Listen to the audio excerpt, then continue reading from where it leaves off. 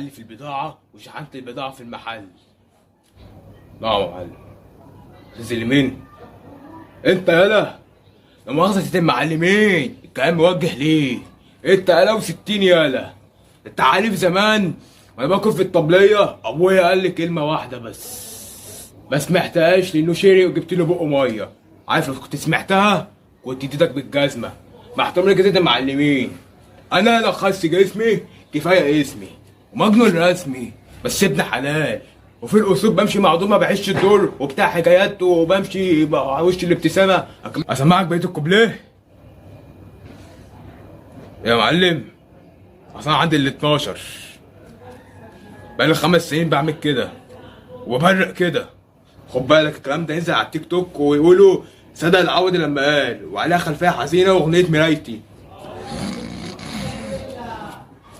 مالو حسونة والنبي عايز حاجه ارمي بقى عظمي، ان انا النهارده عندي حته ماتش بوكس، ولو كسبت بس والنبي ادعي لي من بقك الحلو ده، لان لو كسبت والله اعمل لك حته مطعم واصف على اهل الحاره الغلابه دول.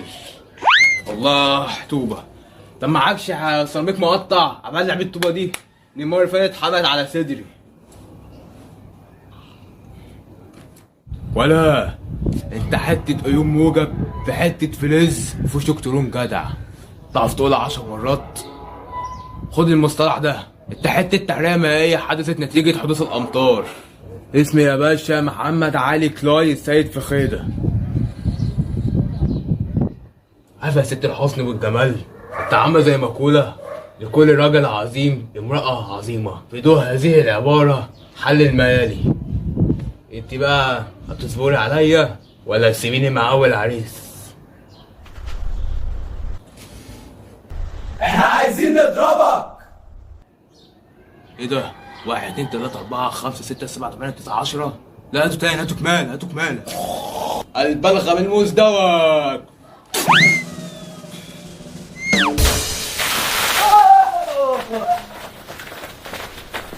عودي عودي اوه.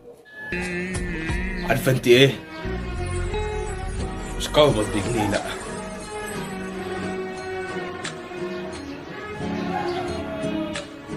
انت حته بويضه خبيثه.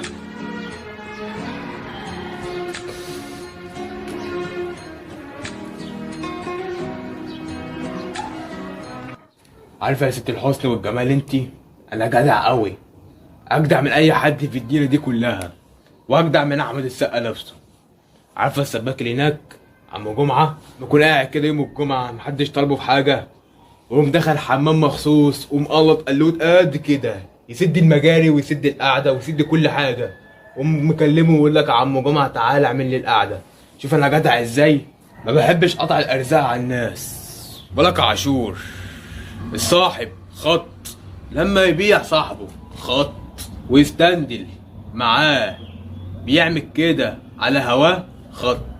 اعرب ما تعطاه خط واستخف من الجملة مفعول مطلق، مفعول لأجله، جمع مذكر سالم، مفعول ناقص. عارفة يا ست الحسن والجمال، يلا عايزين بكره نتجوز بقى عشان اجيب لك رحومة رحمة محسن. لكن اكون بدأت العيال النايتي، انا بحط في خدي علبة كلة بلزقهم بالطرقة. عم ابو عزيز يا راجل الكبارة يا جميل، انت عايز اقول لك حاجة. ربي بنتك ياسمين. ايوه ربي بنتك ياسمين ولمها شوية وقول لها مين اللي اعلى مشاهدة في رمضان.